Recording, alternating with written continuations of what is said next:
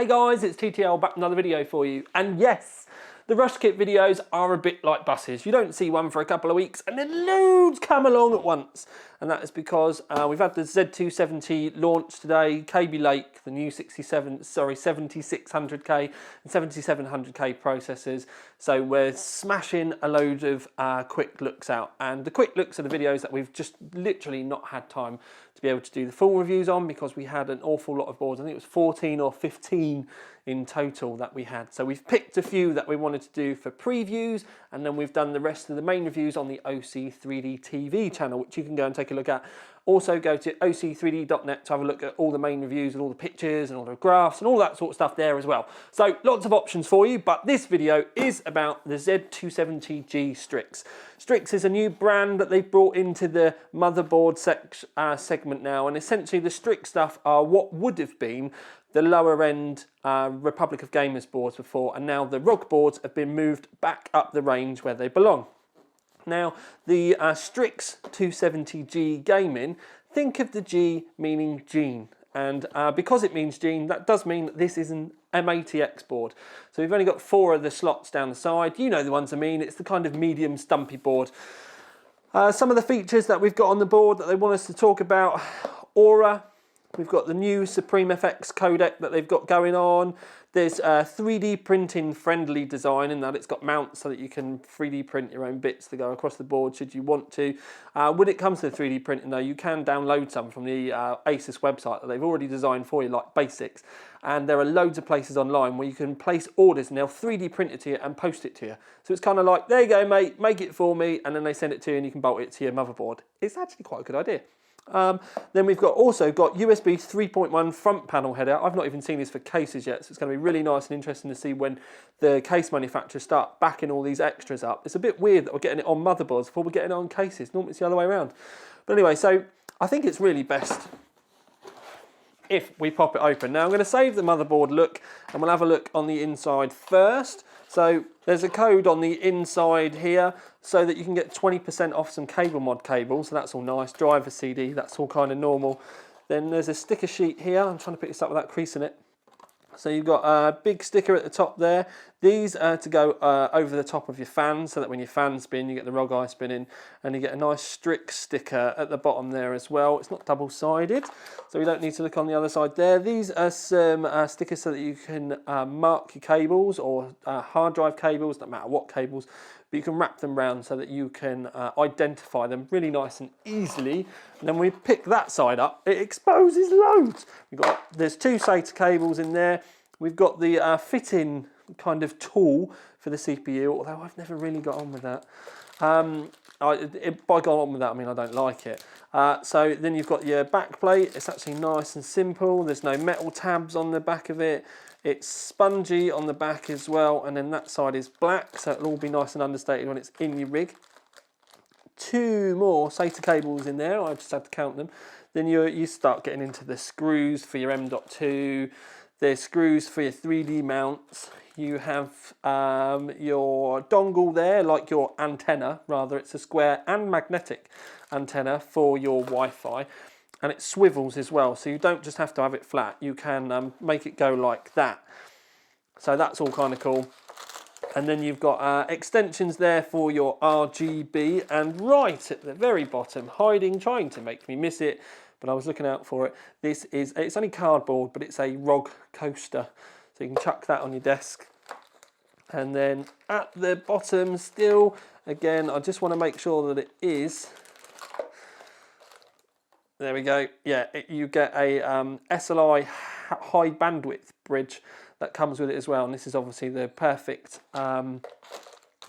sizing and spacing for the motherboard itself. Yeah, you put all that back in there brilliantly, Tom, didn't you? Yeah, right. So then we get to the case itself. Now, if you haven't seen the other Strix motherboards, go and take a look at them on the main OC3D channel, because I've done the E and the F as a main review. Now, they would have had RGB up here on like a little I/O cover, and they've not brought it into this one, but I do know that this has some RGB magic in it, so this can kind of light up, but it does look kind of 3D, but it's not. It's kind of one of those weird ones, if you get what I mean. But it does look the part. It does look really nice. I kind of like the understated look that they've given to it. The Gene does seem to have a lot more of this print all over the board though, because it's got more of a grey appearance than the other boards did, or at least it's more apparent.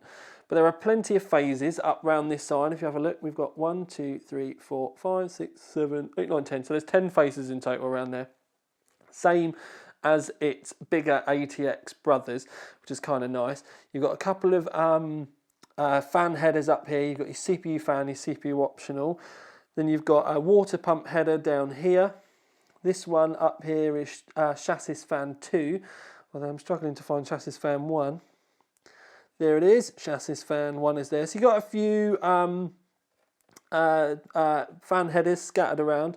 You've got a thermal sensor there that you can take use of if you want to plug it into anywhere else.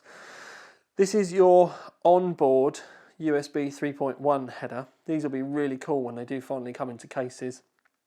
Then you have an M.2 port here that you can see that goes along here. I'm looking because I'm quite confused, because it does look like this should be another M.2 port, because you know you get those spacings like these, but it does look like, yeah, it's weird. I can't explain it, because I know you're going to think I'm nuts, but this says to me that there should be an M.2 port up here, but there's not, that I can see, unless you have to take the heatsink off to fit it, but then that wouldn't work. That's really, can you understand what I'm saying though? It does look like there should be something there and there's not. How strange. Anyway, I am properly perplexed with that. You can see I wasn't prepared, and I do apologise for it. I don't know whether this has got some massive 3D mount, because there's one of the 3D mounts that they talk about, and it does say 3D mount on it. If we come in, it says just above it 3D mount, but down here I'm not seeing anything about 3D mount, and it says M.21, but that's talking about that. Anyway, weird one. Maybe one of you guys will know and be able to fill me in. Maybe my brain is just frazzled because I've been talking about these boards too much over the last few days. But anyway, so you get your normal dual channel, which you can fit 4 sticks in. It doesn't then go up to quad channel, it's just dual channel. But anyway, we've got round the back, so we've got the wireless, and I think it's got Bluetooth on it as well.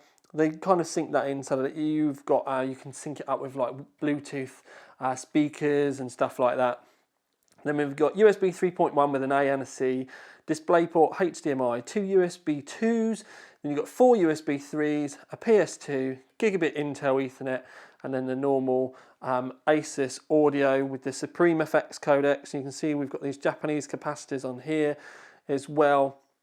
So yes, lovely, lovely. One thing I will say though is these two, they're PCI Express 1 lane, but these actually do come off of the chipset, because the chipset has got 20 PCI Express lanes that it can assign itself.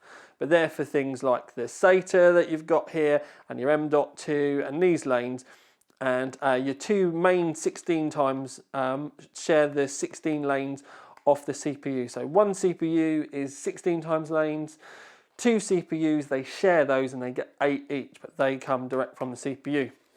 It's nice to see as well that we've got the battery cover here. Rather than it being here, they've moved it up, because sometimes, you know, when you have to take your graphics card out to pop the battery out, those few times that you have to do it can be a bit annoying. Although some people I know I'm going to probably end up moaning that it's a lot more visible. I have just also noticed down the side there, you can see the LAN guard cover, because that's one of the Asus things. It's like a surge protection for the LAN. But anyway, so there is that. Yeah, just dawned on me. I was like, you silly boy, turn it over. You do get the M.2, but the second one is round the back. Yes, it's a bit like the ITX board. So it is there, it's just hidden. Cookie to anyone that was shouting at me about turning the board over. I had a light bulb moment. Yes! Anyway, so that's our first quick look at the We'll call it the Strix Gene because it is the Strix 270G. And then the full review will be live on the OC3D website within the next few weeks. We're going to have to recover from doing all the other ones in such a short period of time. But while I'm playing with this, and it does look very 3D, I'm going to love you and leave you. And this has been TTL with another Rush Kit video for you. Out.